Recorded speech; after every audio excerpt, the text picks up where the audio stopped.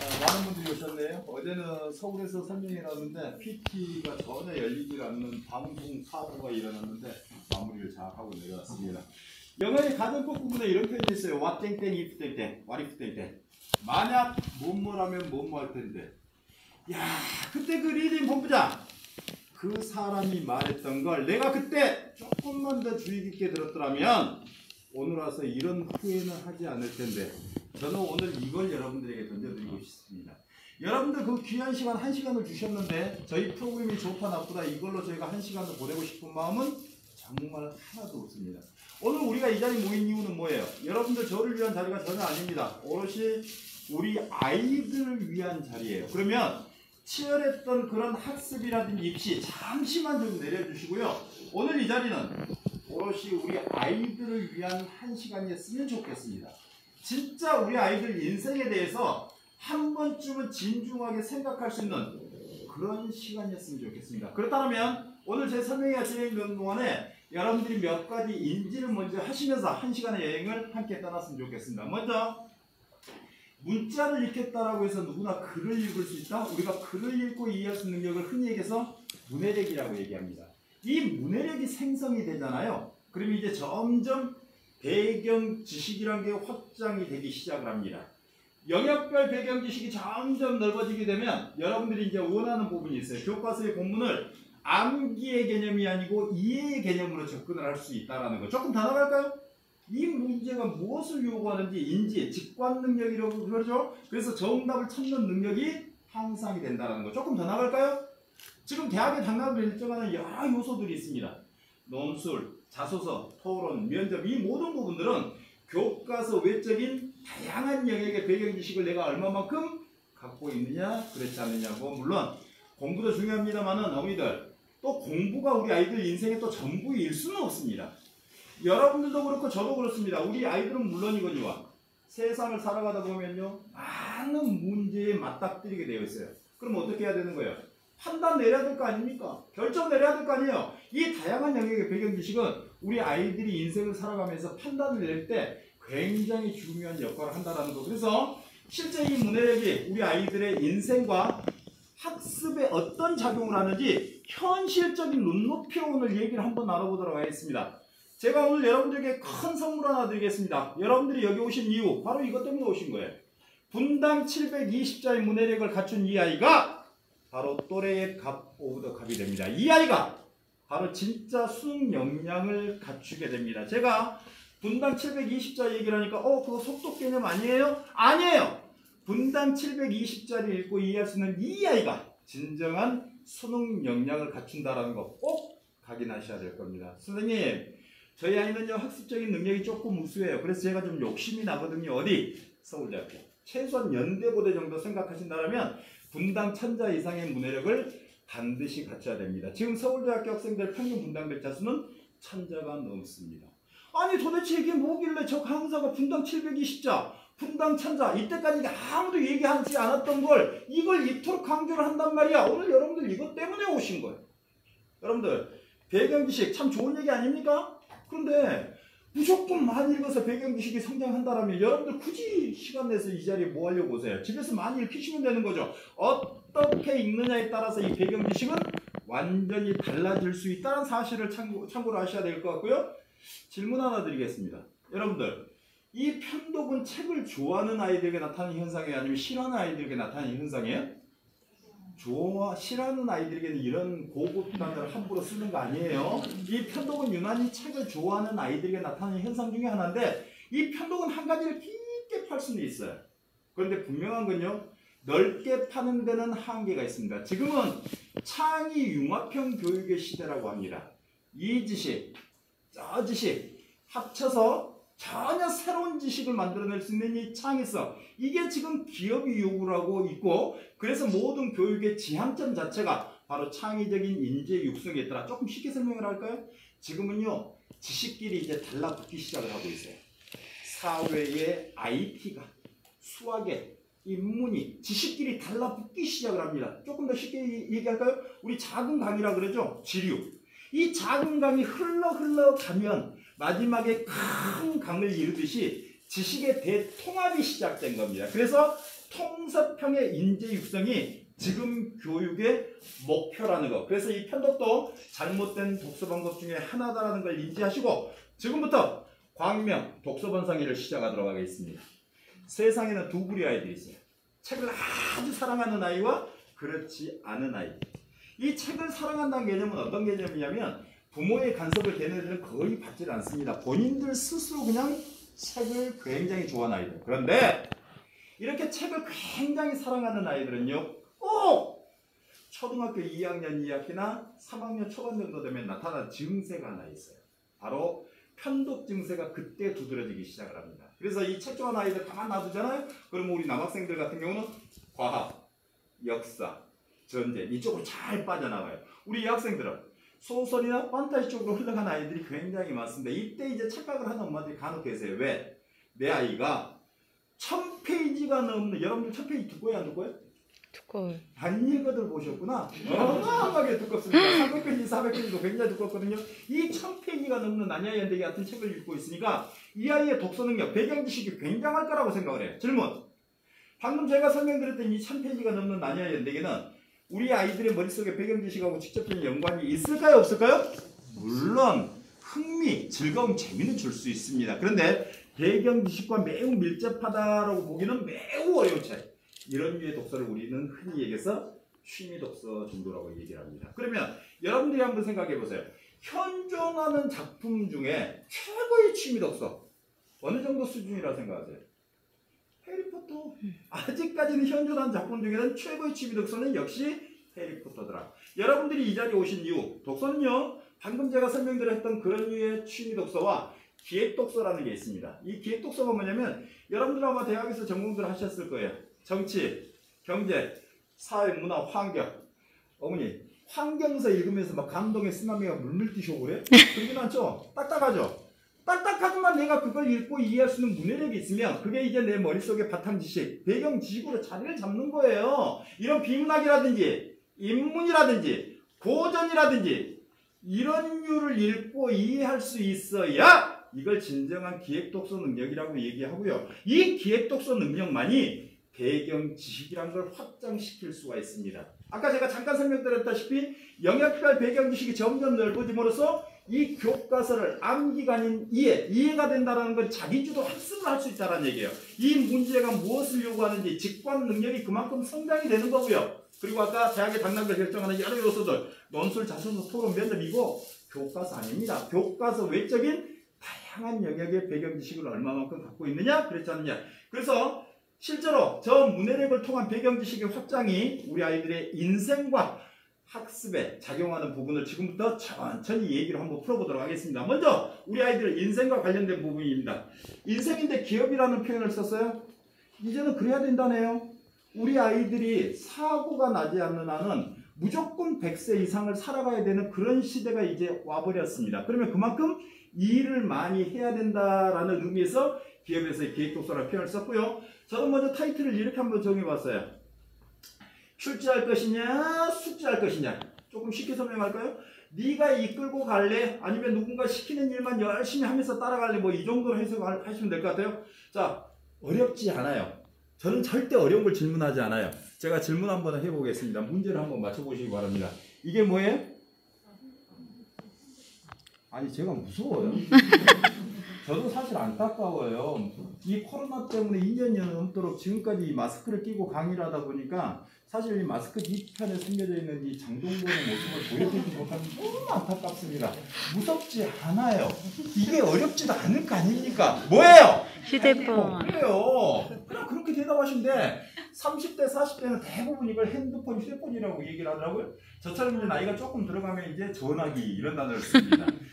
젊은 애들은 웬만하면 그런 단어를 쓰지 않는데요. 뭐라고? 스마트폰. 고로 여러분들은 절대 젊지 않습니다. 착각을 하시면 안 돼요.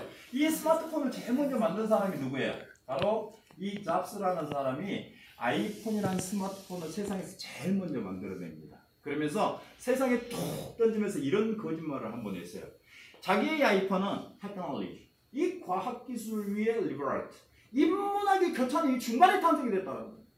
야, 이 정도 거짓말이면 뭐 전 세계인들 대상으로 세계국 펼치는 거 아니에요?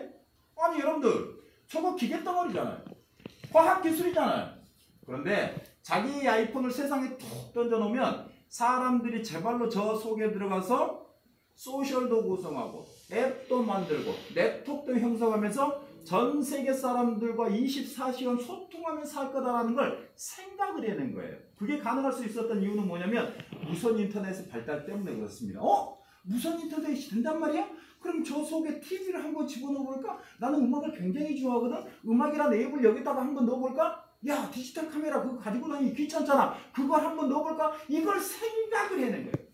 이 사람이 절대적인 중심을 잡았던 게 뭐냐면 인문학입니다. 여보세요. 과학기술만 잘한다고 해서 이런 아이폰 같은 스토리를 생각할 수 있는 그 능력이 성장하는 게 아니고 이 과학기술 위에 인문학을 얹고 이해하고 활용할 줄 알았을 때 이런 아이폰 같은 스토리, 제품을 생각할 수 있는 그 능력이 성장이 되는 거야. 혹시 아이폰 가지고 계신 분들은 뒷뚜껑을 열어보면 유명한 영어 두 줄이 배터리 쪽에 보면 유명한 영어 두 줄이 위아래로 나올 겁니다. 위에는 이런 내용이 나오죠. Designed by Apple. 누가 생각을 해냈어요? 애플이 생각을 해냈어요. 그 밑엔 더 유명한 영어 한 줄이 또 나옵니다. Made in China. 시키는 이해를 모르면서 하는 거예요. 여러분들 혹시 영화 보셨어요? 아바타. 네. 야, 인간의 머리에서 어떻게 이런 영화를 생각을 해낼 수 있습니까? 이거 정확하게 말씀드리면 컴퓨터 그래픽입니다. 배우면 누구나 다 할 수 있는 거예요.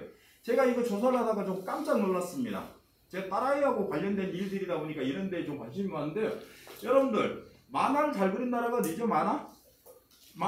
일본이 전 세계 수출량이 상당해요. 그런데 왜 제가 놀랐냐면 전 세계입니다. 이 애니메이션 그래픽 전 세계 수준 물량 90% 가까이를 어디서 해결하는 줄 아세요? 우리는 깜짝 놀랐습니다. 우리나라의 이 애니메이션 그래픽 산업이 그렇게 발전되어 있답니다. 반대로 이 아바타 제작에 참여했던 국내 기술진들이 상당수 있어요. 이 사람들은 뭘 받으러 간 거예요? 하청을 받으러 간 거예요. 이 사람들이 아바타를 생각한 게 아니고 이 제임스 카메론 감독이 이렇게 그려주세요 그러면 시키는 대로 그려주더라는 겁니다. 이 제임스 카메론 감독이 꿰뚫고 있었던 게 하나 있어요. 바로 그리스 로마 신화. 이 과학기술 위에 이 고전을 얹고 이해하고 활용할 줄 아는 이런 사람이 지금 할리우드 영화를 이끌어왔던 아바타라든지 이런 주라기 공원 같은 이런 스토리를 생각할 수 있는 그 능력이 그만큼 성장이 되더라는 거죠. 제가 비단 이 두 사람만 연독을 했습니다만은 지금 세상을 이끌어 나가는 사람들, 판검사, 의사들, 공부를 잘하는 사람들만이 아니라는 거죠. 이 창의적인 제품을 세상에 툭 던져놓으면 사람들이 열심히 돈을 지불하면서 그 뒤를 따라갈 수밖에 없다는 거. 이 두 사람들, 세상을 이끌어 나가는 사람들의 공통점이 뭡니까? 바로 이 과학기술 위에 인문과 고전을 얹고 이해하고 활용할 줄 아는 이런 사람이 비로소 창의적인 제품 생각할 수 있는 그 스토리 능력이 그만큼 성장되더라는 거죠. 제가 여기서 그토록 강조하는 게 하나 있어요. 과학기술 계속 제가 강조를 했습니다. 정확하게 표현한다면 기초 과학을 얘기합니다. 기초 수학 능력을 얘기합니다. 또 다른 얘기로 한다면 여러분들이 좋아하는 내용이죠. 학습 능력을 얘기합니다. 또 다른 얘기로 한다면 내신 성적을 얘기합니다. 내신이 좋은 아이들요, 시키는 일은 정말 잘해요. 그런데 내신 성적이 좋다고 해서 이 스토리를 생각할 수 있는 그 능력이 성장하느냐? 그렇지는 않더라는 겁니다. 반드시 기본적인 이 과학기술 위에 스토리를 생각할 수 있는 그 능력을 얻는 사람이 바로 이런 창의적인 제품, 결국은 그 사람들이 올라갈 수밖에 없다라는 거죠. 그래서 우리나라의 그 컴퓨터 프로그래머들, 엔지니어들 늘상 하는 얘기들이 있지 않습니까? 선생님, 저는요 만들려고 하면 뭐든 다 만들 자신 있습니다. 그런데 뭘 만들어야 될지는 잘 모르겠어요. 이 스토리 생산 능력이 있는 사람이 결국은 그 사람이 회사에서 부장되고 자기가 사장되고 올라가는 거예요. 그러면 현실적으로 우리 아이들과 관련된 이 스토리 생산 능력이 왜 중요한지 여러분들이 이제는 좀 인지를 좀 하셔야 될 필요가 있을 것 같습니다. 이제는 아닙니다. 이미 시작되었습니다. 미디어를 줄 수 있는 아이냐? 그렇지 않느냐. 이제 대한민국뿐만이 아니고 전 세계 어느 누구든지 간에 마음만 먹으면 개인 방송국을 다 장악할 수 있어요. 대표적인 개인 방송국 어떤 것들이 있죠? 유튜브, 아프리카 TV 누구나 이제 다 장악을 할 수 있다는 거예요. 여러분들 먹방 해가지고 성공할 거라고 상상이나 있습니까? 이제 그런 세상을 우리가 살아가는 거예요. 저희 젊었을 때만 해도요, 좋은 생각 있으면 친구들한테 전화합니다. 야, 나와봐. 저녁에 얘기 한번 하게. 얘기하다 보면 좋다고 하면서 얘기를 해요. 다음날 되면 흐지부지 돼버리죠. 그런데 지금은 길 가다가도 기발한 생각 하나 있으면 그 자리에 스마트폰만 있으면 바로 전 세계에서 송출을 시켜버릴 수가 있습니다. 그런데 중요한 건 뭐냐면 남들이 올렸던 것을 모방하는 게 아니고 나만의 독창적이고 창의적인 스토리, 바로 컨텐츠 싸움이에요. 그런데 이 컨텐츠 생성 능력은 지식보다 더 중요한 게 뭐냐면 경험을 많이 한 사람들이 이 컨텐츠 생성 능력이 그만큼 좋다는 거예요. 그런데 우리 아이들이 많은 경험을 할 수 있는 여건이 됩니까? 안 되더라는 거예요. 그래서 이 독서를 통한 간접 경험의 폭은 배경 지식의 확장뿐만이 아니고 이 스토리 생성 능력에 굉장히 큰 역할을 할 수 있는 매우 중요한 요소라는 거, 이걸 여러분들이 꼭 좀 인지를 좀 해주셨으면 좋겠습니다. 자, 두 번째는 교육에서의 기획 독서 잠깐 좀 짚고 들어가도록 할게요. 사실 정권이 바뀔 때마다 여러분들 이것 때문에 너무 혼란스럽지 않으세요?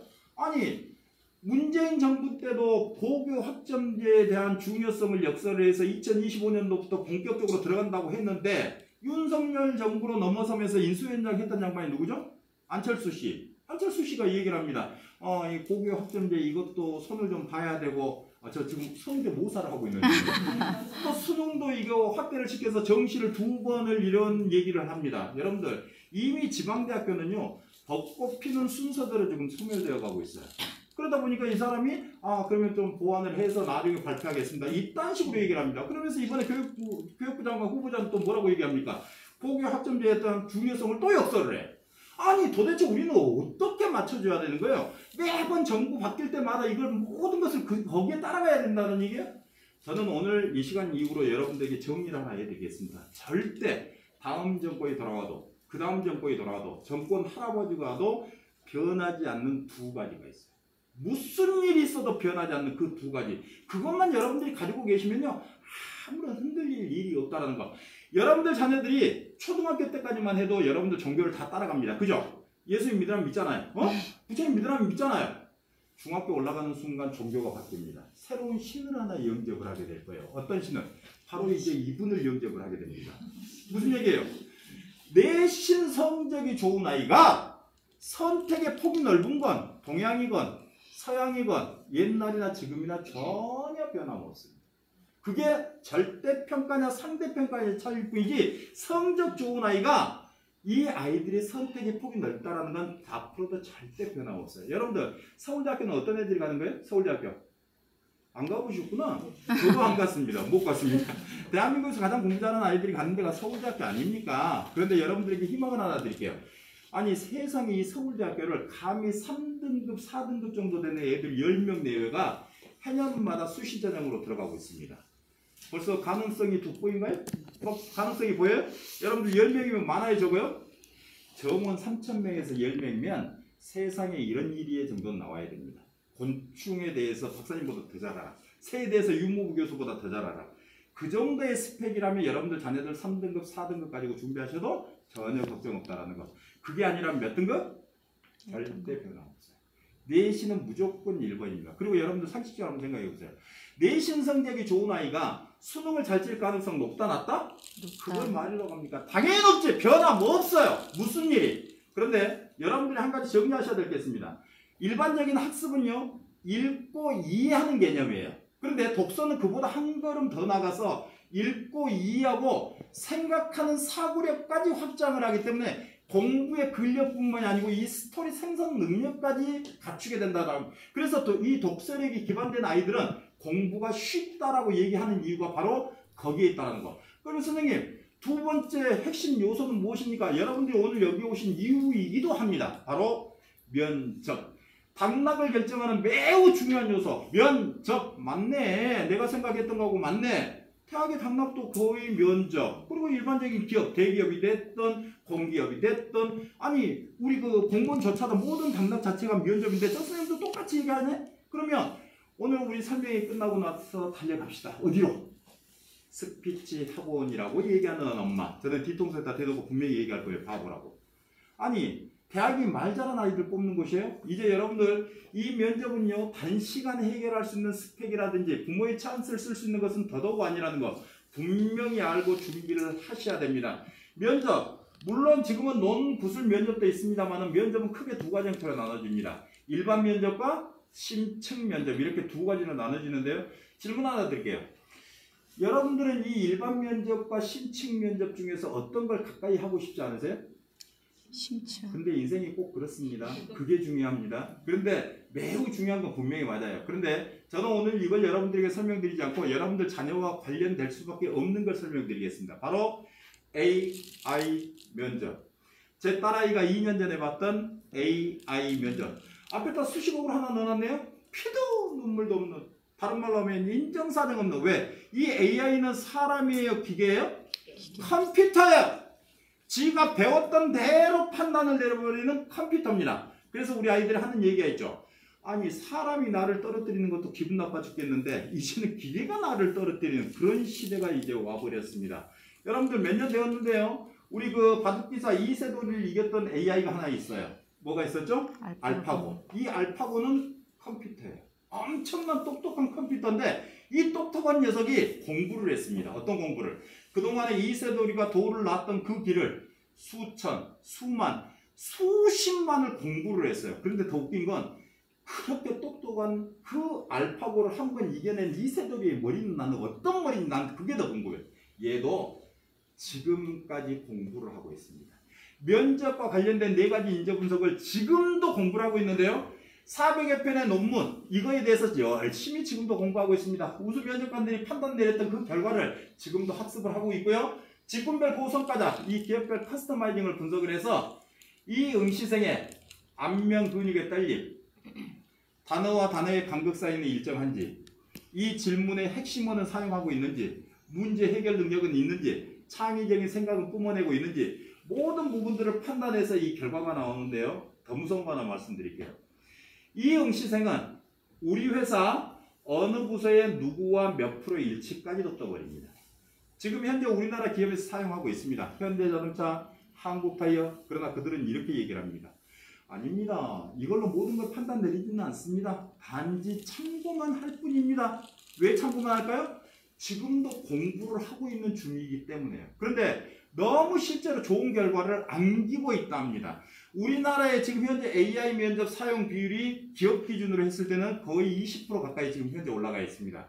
여러분들 자녀들이 대학을 갈 쯤, 기업에 취업을 할 쯤, 아니 훨씬 그 이전에 이 AI 면접은 상용화가 될 가능성이 매우 높다라는 거. 그때 가서 준비를 하게 되면 이미 때는 늦을 수밖에 없다라는 거. 물론 AI가 되었던 대면이 되었던 이 면접은 앞으로 필수적인 요소이기 때문에 여러분들이 장기적인 플랜을 가지고 지금부터 철저하게 대비해야 된다는 거 꼭 좀 인지를 하셨으면 좋겠습니다. 자, 그렇다면 이렇게 모든 부분에 있어서 중요한 독서, 왜 매번 우리는 성공보다는 실패를 했는지 그 요인에 대해서 여러분들이 먼저 인지를 좀 하셨으면 좋겠어요. 바로 대한민국 독서교육의 문제점을 여러분들이 한번 논술학원을 보내셨다면, 독서교육을 시켰다면 한 번쯤은 생각해 볼 수 있는 그런 시간이면 좋겠다. 자, 결국은 그 문제점 여기 있었던 겁니다. 학년의 필독서, 이 짓을요 이미 국가에서도 7년 전에 시작을 했습니다. 그때만 해도 원대한 꿈이 있었어요. 한 학기에 한 권의 책을 지정을 해주면 읽어오면 토론도 하고 글쓰기 하는 이런 원대한 꿈이 있었어요. 그런데 지금 담임선생님들 어때요? 미치려고 하죠. 왜? 안 읽어보거든. 읽어와야지 뭔가 피드백을 해줄 거 아닙니까? 안 읽어오더라는 거예요. 이거 공교육도 마찬가지지만 개인 논술학원도 대한민국 독서 논술 프랜차이즈 다 똑같아요. 여러분들 여기 한 반에 10명의 학생이 있습니다. 이 10명의 학생을 논술 수업을 할 때 우리는 같은 책을 주나요? 아니면 다른 책을 주나요? 안 시켜보셨어요? 같은 책 줘요. 이 아이들의 읽기 능력을 고려할 수 없어요? 전혀 고려할 수 없는 똑같은 목적 독서랍니다. 저학년 때는 그래도 책을 좀 읽어오더랍니다. 학년이 올라가는 4학년, 5학년 되니까 거의 60%, 70%의 아이들이 책을 읽어오질 않더래요. 두 가지 이유. 일단 시간이 없답니다. 학교 다니고 학원 다니고 숙제하고 공부하느라고 시간이 없더래요. 두 번째 재미가 없더래요. 왜? 도저히 읽어도 내 수준이 아닌 학년 수준을 해버리니까 도저히 이해가 안 돼서 재미란 자체를 느낄 수가 없다라는 거. 그러면 선생님은 그 아이가 읽어올 때까지 기다려줘요? 어떻게 기다려줘요? 그래서 던져주는 게 뭐냐면 줄거리는 던져줍니다. 여러분들 줄거리를 받았다고 해서 논리적인 내 생각을 마음껏 표출할 수 있다? 결국은 그 읽어온 30, 40%의 아이들을 위한 들러리 수업을 할 수밖에 없는 게 현실이라는 게 뭐가 없어요? 배경지식이 없는 상태에서 토론하고 배경지식이 없는 상태에서 글쓰기 하는 이런 악순환이 계속 반복되더라는 거예요. 더 신기한 건 뭔지 아세요? 이렇게 독서 능력도 없고 배경지식도 없는 이 아이가 한두 달 다녔는데 멋진 글이 써져오는 이런 아이러니한 모습. 그래서 아마 여러분들 착각을 할 겁니다. 본래 우리 집안이 문장가 출생들이 많아서 이 필력이 굉장히 좋은 이런 피를 받았다 이렇게 생각하실 수 있는데 어떻게 한두 달 사이에 이런 현상들이 나옵니까? 저는 A라는 독서논술 프랜차이즈를 예를 들지를 않을 수가 없습니다. A뿐만이겠습니까? B도 마찬가지고 C도 마찬가지겠죠. 자, A라는 독서논술 프랜차이즈 저기 5학년 서울의 친구가 있습니다. 광명에 5학년 친구가 있고요. 부산에 5학년 친구가 있습니다. 이 친구들은 얼굴 본 적도 없어요. 단지 공통점이라면 A라는 독서논술 프랜차이즈를 한다라는 것밖에. 선생님도 다르겠죠. 그런데 여기는 반드시 하는 작업이 하나 있습니다. 학년 필독서. 자, 5학년 필독서. 마당을 나온 안팎을 읽고 나서 글을 썼네요. 혹시 그 글쓰기 마무리가 어떻게 끝나는 줄 아세요? 여기는 선생님의 생각이나 티처스 가이드를 통해서 반드시 해주는 작업. 어떤 작업? 바로 첨삭을 해줍니다. 첨삭을 해놓으면 우리 아이들은 이걸 뭐라고 생각을 하는 거예요? 정답! 정답은 어떻게 해야 되는 거예요? 암기해야죠. 글쓰기를 배경 지식을 통해서 내 가슴과 머리로 이해를 하는 작업이 아니라 단순히 암기를 하기 때문에 굉장히 힘든 작업이 될 수밖에 없다는 거죠. 참고만 하십시오. 지금 벌써 한 9년, 10년 정도 된 것 같은데 서울대학교 수시전형에서 이 논술고사를 폐지하면서 이런 얘기를 합니다. 야, 이 새끼들아, 너만의 생각을 좀 적어보라 했잖아. 네 생각. 그런데 왜 매번 이렇게 벽돌 찍어내듯이 그런 정형화된 그런 글들을 쓰냐고. 우리 대학에서는 그딴 걸 필요 없다. 그래서 심층 면접으로 당락을 결정하면서 논술고사를 폐지를 합니다. 자, 지금 당락을 결정하는 일부 요소들입니다. 논술, 자소서 분명히 알고 가십시오. 이왕 시간 내셨으니까. 이 논술 자소서의 비중은요 갈수록 약화되고 있는 게 사실 맞습니다. 또 하나, 이 자기소개서는요 2024학년도 입시부터는 폐지가 됩니다. 고로 여러분들 자녀들하고는 전혀 관계가 없습니다. 그런데 왜? 지금 당락 결정하는 건 맞고요. 여기서 말하는 논술 자소서는 뭐냐면 글입니다. 글. 오늘 이 시간을 통해서 여러분들 머릿속에 각인을 하셔야 될 부분. 진정한 독서는요 몇 권씩 읽어낸다고 해서 그걸 절대 진정한 독서라고 하지 않습니다. 진정한 독서는 내 생각을 글로 정리할 수 있는 능력이 있느냐 없느냐. 고로 진정한 독서는 결국은 글쓰기로 마무리가 되어야 된다. 여기서 말하는 건 글입니다. 토론 면접, 말입니다. 내 생각을 글이 되었던 말이 되었던 밖으로 뿜어내는 거예요. 탈출하는 거예요. 아웃풋하는 거예요. 이 아웃풋이 제대로 이루어지려면 절대적으로 먼저 선행되어야 되는 거 바로 인풋입니다. 이 인풋이 없이는 절대 제대로 되는 아웃풋이 있을 수가 없다는 거. 그래서 우리 아이들 독서 능력이 없는 상태에서 배경지식이 없는 상태에서 논술학원 다니면 어때요? 즐거워하던가요? 아니면 힘들어하던가요? 어때요? 힘들어. 굉장히 힘들어하죠. 왜 힘들어요? 없는데 자꾸 잘 말하라고 얘기하잖아요. 없는데 자꾸 잘 쓰라고 얘기하잖아요. 먼저 채워주면 차차로 넘치는 건 진리입니다. 그런데 그 진리를 무시하고 여러분들은 늘상 원하는 게 하나 있어요. 요구하는 게 하나 있어요. 어떤 거? 최고의 표현. It's the best. 잘 쓰기를 원하고 잘 말하기를 원하고. 그런데 이 It's the best가 나오기 전에 가장 기초적인 기본적인 지켜져야 될 게 바로 인풋이라는 거. 채워주면 차차로 넘치는 건 진리입니다. 그 진리를 무시하면 반드시 아이가 아프게 되어 있어요. 채워주세요. 그러면 저절로 넘친다라는 거. 그래서 저희가 추사 김정희 선생님의 유언대로 유일하게 따라가는 대한민국의 독서기업. 10,000권의 책을 가슴속에 넣었을 때 비로소 말과 글로서 흘러넘칩니다. 할렐루야. 저희는 그쪽은 아닙니다. 자, 저희 리딩에 들어오게 되면요. 굉장히 무서운 검사를 하나 하게 됩니다. 굉장히 무서운 검사요. 다시 한번 강조합니다. 리딩에 들어오게 되면 굉장히 무서운 검사를 하나 하게 되는데요. 교과 도서지수 검사를 하게 됩니다. 이 교과 도서지수 검사는 학생에 대한 3가지를 정확하게 분석을 해야 됩니다. 첫 번째는 뭐냐면 독서 방법, 두 번째는 독서 이해도, 세 번째는 그 아이의 습성, 다른 말로 하면 성향 정도로 보시면 되는데요. 이 습성은 분당 글자 수와 상당히 연관관계가 있는데 오늘은 시간 관계상 이걸 제외하고 이 독서 이해도와 독서 방법을 잠깐 좀 설명을 드릴게요. 그러면 이런 경우 있을 거예요. 내 아이가 그래도 학교에서나 학원에서나 점수를 제법 잘 받아오거든요. 공부를 제법 잘하거든요. 그런데 이상하게 글 읽는 게 너무 느려요. 너무 집중을 해요. 이런 아이들이 있어요. 또 이런 경우 있어요. 공부를 안 하는 아이 같은데 이상하게 학교에서 점수를 잘 받아. 그러면서 책도 빨리 읽어. 또 이런 아이 있죠? 책을 읽는데 말이에요. 그림책처럼 이 글밥된 책을 그림책처럼 읽어. 그래서 엄마는 화가 나. 뒤에서 또 질문을 합니다. 줄거리 한번 얘기해봐. 그런데 그걸 다 얘기를 해버려요. 여러분들 이 모든 게 이 안에가 다 들어있습니다. 그래서 그 부분을 이해를 하면 아, 내 아이가 이래서 공부를 이렇게 할 수 있고 이래서 공부가 힘들고 이걸 다 알게 되는 거예요. 자, 엄마 몇 학년이죠? 우리 아이가? 5학년. 5학년 말고 엄마는? 5학년. 조금 더 저학년. 엄마는 몇 학년이에요? 2학년? 그럼 엄마 저하고 둘이만 얘기합시다. 다른 엄마들은 전혀 못 들어요. 진짜래요. 2학년짜리 그 아이 있잖아요.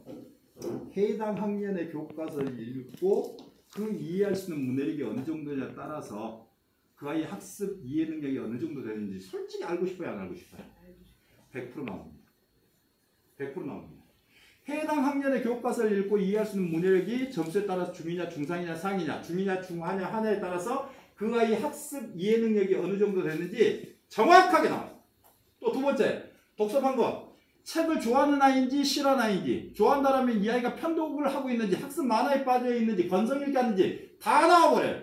그거 뭘로? 바로 이 분당 글자수. 오늘의 핵심 키워드 바로 이 분당 글자수입니다. 이게 바로 수능 능력입니다. 제가 분당 글자수 얘기하니까 뭐 성남에 뭐 대장동 뭐 이런 생각하시는 분들 계시는데 안 웃기세요? 아니 단군 일에 가장 웃기는 뭘 얘기했더니 전혀 반응이 드렸어요.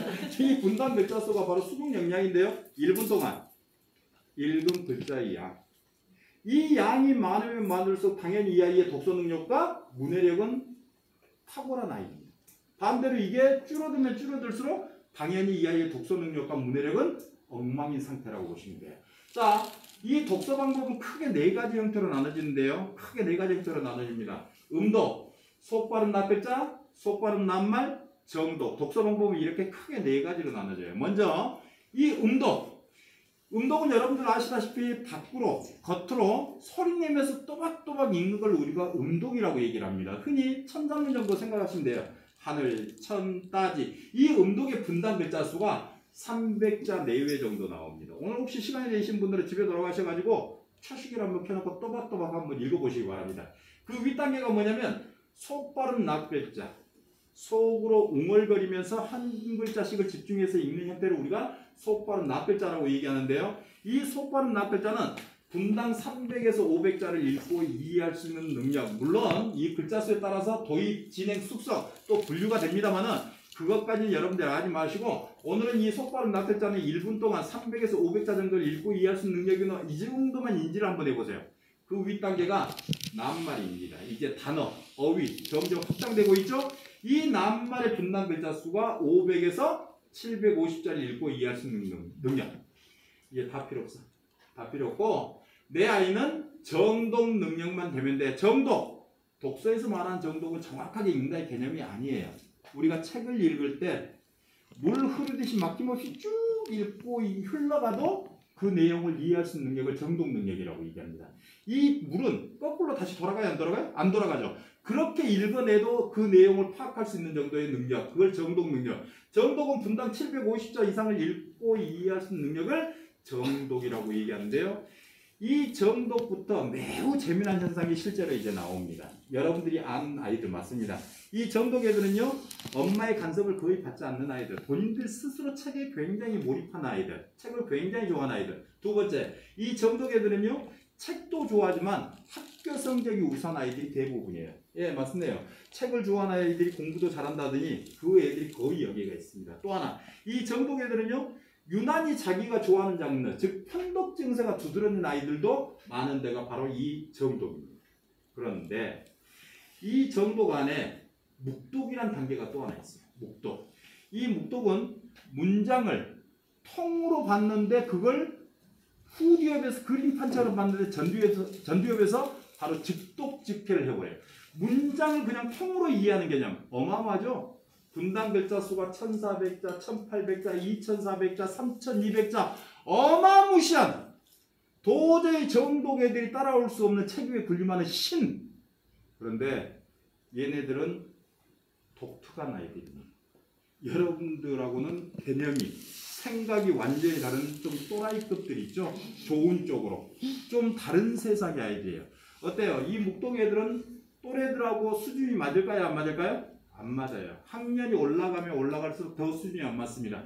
공부는 언제든지 내가 맘만 먹으면 따라갈 수 있는 쉬운 대상. 그런데 학교 성적 보면 중상 이 정도밖에 유지를 못하면서 책에 더 몰입해 있는 아이들. 중학교, 고등학교 점점 올라가면서 학교 생활에 부적응합니다. 친구들과의 관계도 이게 원만치가 않아요. 물론 100%가 어디 있겠습니까? 그런 아이들이 많다는 거죠. 적응을 못하고 그만두고 검정고시를 통해서 자신의 인생을 걸어가는 안타까운 아이들이 의외로 많은 데가 이 묵동에. 사실은 이거는 기관에서 좀 이런 아이들을 관리를 해줘야 되는데 저희 기관에서는 그런 게 없습니다. 아직까지 안타까워요. 그래서 담임쌤도 컨트롤 못한다라는 거. 나중에 기회가 되면 한번 말씀드리게 하고요. 그럼 여러분들은 어느 정도 되는지를 아셔야 될 거 아니에요. 물론 이 자리에 오신 분들은 분명히 수준이 높을 거라고 생각합니다. 대한민국 성인의 평균 분당 글자수. 여러분들 조사에 참여 안 하셨잖아요. 여러분들은 높을 거예요. 몇 자 정도 나오지 아세요? 400자 내외 정도 나옵니다. 여러분들 해보지 않고 함부로 유추하는 것은 매우 위험할 수 있어요. 꼭 한번 경험을 해보셔야 되는데 이제 이런 건 있어요. 원장님한테 얘기하면 다 아이디어하고 비밀번호 드릴 겁니다. 무료로. 그런데 이제 이런 경우는 있어. 내 나이가 38세잖아.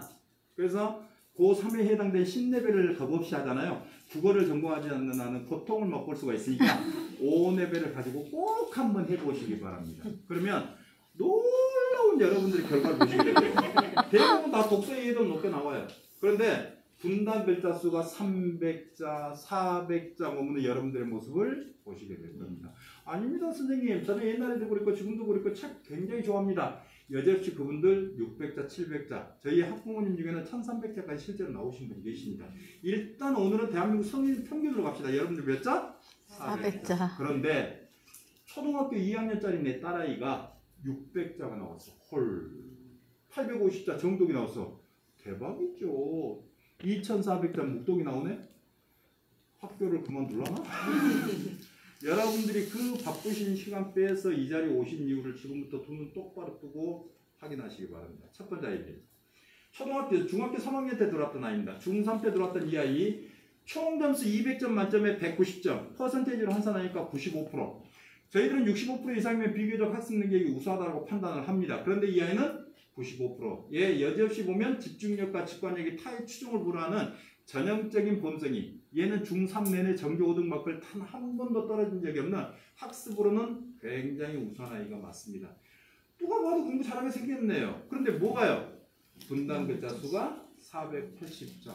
아니 480자가 뭔데요? 아까 성인의 평균 분단 글자 수가 400자 있고 낙 글자가 300에서 500자 있는데 이 480자가 도대체 뭔데요?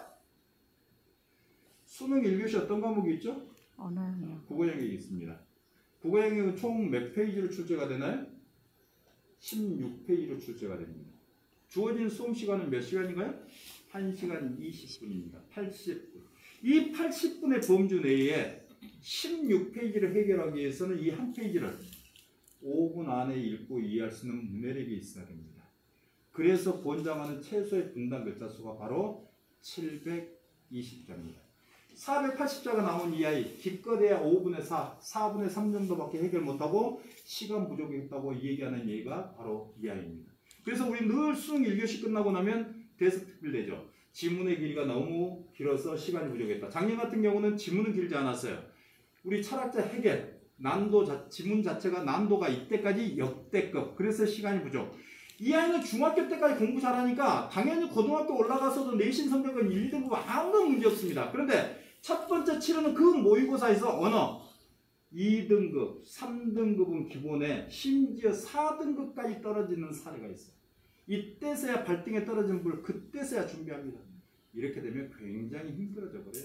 결국 이거 누가 이렇게 만든 거예요? 엄마. 왜? 중학교 때까지 공부 잘하니까 이 아이는 계속 뭐든 다 잘할 거라고 생각하는 거예요. 여러분들 제 어렸을 때 문화가 하나 있었거든요. 젊었을 때, 제 20대 때 혹시 아실란가 모르겠네. 제 젊었을 때인데 서태지와 아이들 아세요? 난 알아요. 여러분들 알아요? 네. 지금은 뭐 BTS. 그때의 문화, 지금의 문화. 그때의 교육, 지금의 교육 다릅니다. 다르면 다른 만큼에 대한 준비를 그만큼 해줘야 된다는 거. 이 아이 직전에 때 몇 레벨이 나왔냐면 5레벨이 나왔습니다. 굳이 학년으로 따진다면 5학년에서 6학년 수준. 예, 저희 리딩은 그렇습니다. 이 아이가 중학교 3학년 아무리 전교에서 5등 안에 든다 하더라도 읽기 능력이 초등학교 5학년, 6학년 수준이면 거기서부터 시작해야 돼. 왜? 그래야지 이해가 됩니다. 이해가 되었을 때 비로소 책에 대한 즐거움을 맛보기 시작하는 거. 그게 제 의미입니다. 자, 이 두 아이 잠깐 좀 설명을 드리겠습니다. 사실은 이 아이 때문에 서두가 조금 길었는데요. 저는 오늘 이 아이를 보여드리면서 이 시간을 통해서 이 아이를 통해서 저를 통해서 여러분들 자녀들이 진짜로 행복했으면 좋겠습니다. 제 모든 걸 여러분들에게 거는 건 아니지만 진심을 다해서 우리 아이들이 행복했으면 좋겠습니다. 질문 안 할 테니까 대답만 한번 해보세요. 초등학교 여기 1, 2, 3학년, 3학년 이하의 엄마들 손 한번 들어보세요. 제법 많으시네요. 이쪽은 고학년들이신가요? 제가 왜 고학년 엄마들한테 질문 잘 안 하는 줄 아세요? 고학년 엄마들은 알아요. 뭘 아시냐면 우리 아이가 공부로 효도를 할 것인지 그렇지 않을 것인지 이미 이제 키워보면서 다 알거든. 그런데 이제 저학년 엄마들은 아직도 액면 나오는 그 점수만을 가지고 판단하는 경우가 있어요. 저는 다시 한번 말씀드리지만 인생에 이제 공부가 전부가 아니라는 것 정도는 엄마들이 이제 파악을 하셔야 됩니다. 그리고 분명히 이 아이를 통해서 이런 아이가 대한민국에 너무 많거든요. 이런 아이를 통해서 이 아이를 통해서 행복할 수 있는 오늘 전환점이 되었으면 좋겠습니다. 첫 번째 아이입니다. 초등학교 1학년 아이입니다. 총 점수 200점 만점에 190점, 95%. 아까 중3의 95%와 이 초1의 95%는 급이 달라요. 얘는 그냥 타고난 학습적인 DNA를 갖춘 아이. 이런 애들 가끔 보셨어요? 선생님 제가 공부를 하려는 게 아니고 봤는데 그냥 암기가 돼요. 막 이런 좀 짜증나는 아이들 있죠.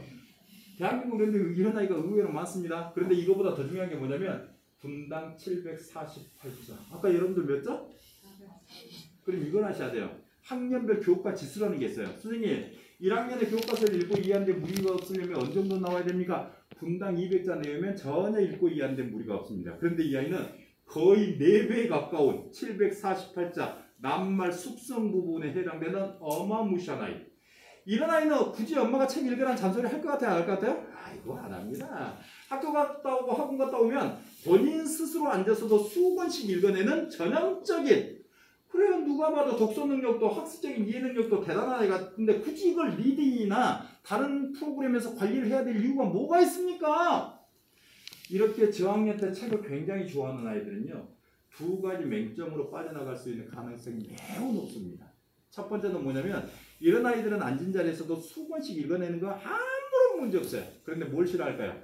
바로 내 생각을 글로 정리하는 것을 굉장히 싫어합니다. 여러분들 분명히 각인하셔야 됩니다. 분명히 각인하셔야 되는데 이 모든 부분들은 결국은 글쓰기로 마무리가 된다라고 얘기를 했어요. 우리 인간 사회에서 우리 학생들 공부, 시험 보는 것도 글쓰기입니다. 일기도 글쓰기입니다. 우리 대학생들 레포트 글쓰기입니다. 교수들 논문조차도 글쓰기입니다. 여러분들이나 여러분들 부군들, 남편분들 직장생활하면서 기획안 하나 내는 것도 글쓰기예요. 참수하시는 분들 전단지 하나 쓰는 것도 모든 게 글쓰기예요. 인간 세상에서 모든 부분은 결국은 글쓰기로 마무리가 된다. 그리고 상위권 보내려면 반드시 글쓰기는 필수적으로 안고 가야 될 매우 중요한 요소. 두 번째, 이런 아이들은요 이제 자신의 생각 판단 능력이 커지는 2학년 2학기 3학년 초반 정도 되면 자신이 좋아하는 장르 즉 편독 증세에 확 틀어지는 경우가 있어요. 그럼 정말 리딩에서 그걸 관리를 할 수 있나요? 조금 이따 보시면 되겠고요. 이 두 가지만 잡아준다면 이런 아이가 바로 대한민국을 매개 살릴 대표적인 아이다, 이렇게 보시면 될 것 같습니다. 자, 이 아이 때문에 조금 길었습니다. 오늘 이 아이를 통해서 이제 우리 한번 반성할 수 있는 시간이었으면 좋겠습니다. 초등학교 2학년 아이입니다. 총 점수 200점 만점에 100점, 50%. 무슨 얘기냐? 2학년의 교과서를 내 스스로 읽고 이해할 수 있는 능력이 50%라는 얘기예요. 그런데 여기 분명히 가르치시는 분들 많이 계실 겁니다. 저학년 아이입니다. 이제 2학년 저학년 아이예요. 문해력은 50%지만 이 저학년 아이에게 같은 수학 문제를 3번 반복시키고 5번 반복시키고 7번 반복시켜서 이 아이 수학 점수 80점, 90점, 100점 맞출 수 있어요? 없어요? 가능합니다. 특히 저학년일수록 반복된 행위를 얼마나 했느냐에 따라서 결과를 내는 게 바로 학습이거든요. 그 액면 나오는 그 점수만을 엄마들은 대부분 믿어요. 중요한 건 이겁니다. 분당 글자 수가 120자. 아까 여러분들 몇 자? 400자 한번 보여드릴게요. 틀리지 않으려고 집중하면서 읽는 형태가 400자예요. 300자는 더 집중을 합니다. 읽고 또 읽고 천천히 읽고 독서 능력이 없는 상태입니다. 200자 한번 보여드릴게요. 망부석입니다. 읽으면서 읽고 또 읽고 100자 한번 보여드릴까요? 이 100자 때 200자 때 나오는 아이들의 특징이 있습니다. 테스트 들어갈 때부터 긴장을 엄청나게 해요. 1번 두 번을 겨우 읽고 이 문제를 풀었어요. 2번 넘어갔는데 또 모르겠어. 두 번을 읽어도 도저히 이해가 안 돼. 그러면 이거 넘어가야 돼? 안 넘어가야 돼? 근데 이 아이는 못 넘어가요. 왜? 테스트 끝나면 누가 기다리고 있어요? 엄마. 엄마는 모든 걸 뭘로 판단해요? 점수. 그 점수에 따라서 그날 저녁에 밥을 얻어먹을 수도 있고 못 얻어먹을 수도 있고. 얘는 대한민국에 태어난 걸 처음으로 해결합니다. 왜? 한글을 읽으면서 그토록 고통을 처음으로 맛보는 거예요. 여러분들 수준보다 높은 책 읽을 때 고통 맛본 적 있어요? 없어요? 그보다 더 심한 고통을 이 아이는 처음으로 느끼는 거예요. 이렇게 이 아이가 문자에 집착을 하는 것은 뭐냐면 결국은 테스트 끝나고 나면 엄마에게 들릴 그 잔인한 피드백 두려운 겁니다. 그래서 글자를 놓지는 못하는 거예요. 집중을 하는 것 같죠? 아니요. 그 글자를 놓지 못하는 거예요. 저는 오늘 이 시간을 통해서 여러분들에게 해결책을 분명히 드리겠습니다. 선물을 드리는 겁니다. 여러분들이 분명히 아셔야 할 게 있어요. 바로 학년별 교과 지수와 우리 아이의 읽기 지수의 상관관계를 이해하면 공부는 매우 쉽게 해결돼야 됩니다. 여러분들 당연히 교과의 지수는요, 학년이 올라갈수록 이 교과의 지수는 계속 올라갑니다. 보시다시피 이 왼쪽에 노란색이 학년별 교과 지수의 수준입니다. 당연히 학년이 올라갈수록 지수의 수준은 올라갈 수밖에 없어요. 그러면 이 오른쪽에 녹색이 바로 학년별 읽기 지수의 평균치입니다. 여러분들이 얼마나 대단한 줄 아세요? 대한민국 엄마들이? 아니 정확히 얘기하면 유치원 어린이집 원장님들이라고 얘기하는 게 맞을 겁니다. 우리 1학년들 입학할 때 읽기지수 조사를 해놓은 게 있습니다.